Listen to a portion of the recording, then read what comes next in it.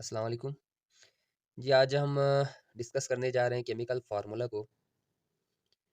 Chemical formula 2 types के होते हैं, एक को हम मॉलिक्यूलर फार्मूला कहते हैं, एक को एम्पिरिकल फार्मूला। अगर मैं मॉलिक्यूलर फार्मूला या एम्पिरिकल फार्मूला को डिफरेंशिएट करूँ, तो उसको समझने के लिए मैंने एग्ज़ाम्पल में लिया हुआ है जी ग्लूकोज़। आपको पता है ग्लूकोज़ एक इम्पॉर्टेंट प्रोडक्ट है फोटोसिंथेसिस का। ग्लूकोज़ का जो एक मॉलिक्यूल होते हैं, या ग्लूकोज़ के जो मॉलिक्यूल होते हैं, वो 3 एलिमेंट पर मुश्तमिल होते हैं, कार्बन, हाइड्रोजन एंड ऑक्सीजन।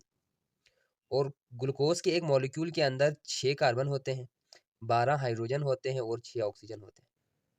तो इसका जो फार्मूला बनता है वो बनता है C6H12O6। तो इस फार्मूले को मैं कहूँगा this is a molecular formula of glucose. तो मॉलिक्यूलर फार्मूला क्या है? मॉलिक्यूलर फार्मूला दरअसल उस फार्मूले को कहते हैं जो किसी भी मॉलिक्यूल में मौजूद एटम्स की एक्चुअल तादाद बता दें। जितना एटम वो मॉलिक्यूल जितने एटम पर मुश्तमिल हैं उनकी एक्चुअल तादाद बताने वाला जो फार्मूला है उसे कहते हैं जी मॉलिक्यूलर फार्मूला। यानी the formula that give actual number of atoms present in a molecule. जैसे कि ग्लूकोज के अंदर 6 कार्बन था तो इसीलिए मैंने लिखा C6। 12 हाइड्रोजन तो H12। ऑक्सीजन 6 मौजूद था इसीलिए मैंने लिखा C6। तो ये जो मेरे पास एक फार्मूला बन गया, ये है जी मॉलिक्यूलर फार्मूला ग्लूकोज का। इसी तरीके से अगर मैं बेंजीन की बात करूं, तो बेंजीन 2 एलिमेंट पर मुश्तमिल है, एक कार्बन दूसरा हाइड्रोजन। और उसके एक मॉलिक्यूल में 6 कार्बन और 6 हाइड्रोजन होते हैं। तो इसका जो मॉलिक्यूलर फार्मूला बनेगा वो बनेगा C6H6।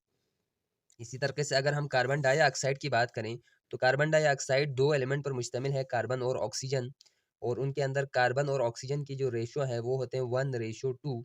यानी एक कार्बन के एटम 2 ऑक्सीजन के एटम आपस में जुड़ते हैं तो कार्बन डाइऑक्साइड का एक मॉलिक्यूल बनता है। तो कार्बन डाइऑक्साइड का जो मॉलिक्यूलर फार्मूला बनेगा वो होगा जी CO2। अगर मैं एम्पेरिकल फार्मूला की बात करूं, तो आप ग्लूकोज को हमने जब ग्लूकोज का मॉलिक्यूलर फार्मूला लिखा तो हमने लिखा जी C6H12O6।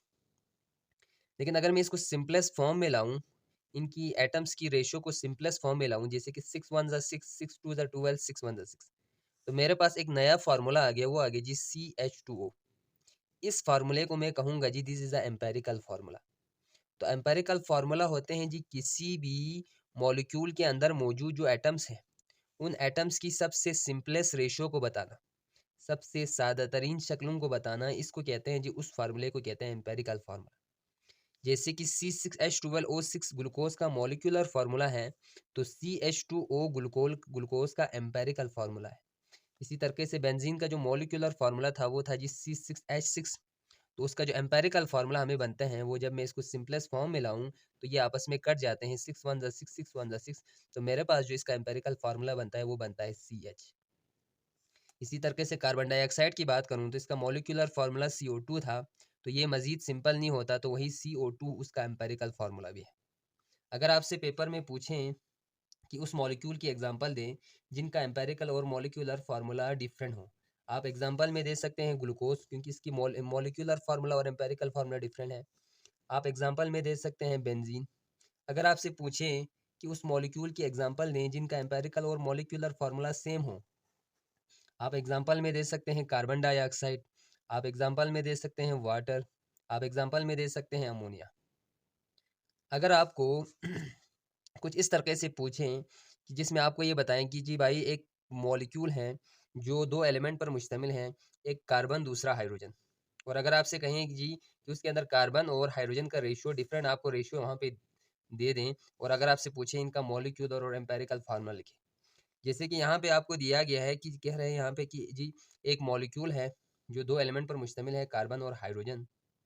उसके अंदर कार्बन और हाइड्रोजन की जो रेशियो उसने दिया गया वो दिया गया 2:2। और आपसे पूछ रहे हैं, आपसे बता रहे हैं कि इसकी एम्पेरिकल और मॉलिक्यूलर फार्मूला लिखें। तो इसका जो एम्पेरिकल मॉलिक्यूलर जो फार्मूला होगा वो होगा C2H2।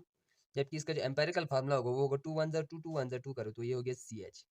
इसी तरीके से 2:6 में कार्बन 2 हैं तो मैं लिखूंगा C2, हाइड्रोजन 6 हैं तो मैं लिखूंगा H6। तो ये इसका बन जाएगा मॉलिक्यूलर फार्मूला। जबकि 2 1 2 2 3 6 करूँ तो ये जो CH है ये इसका सिंपलेस्ट रेशियो है एटमों का, तो ये इसका बन जाएगा जी एम्पेरिकल फार्मूला।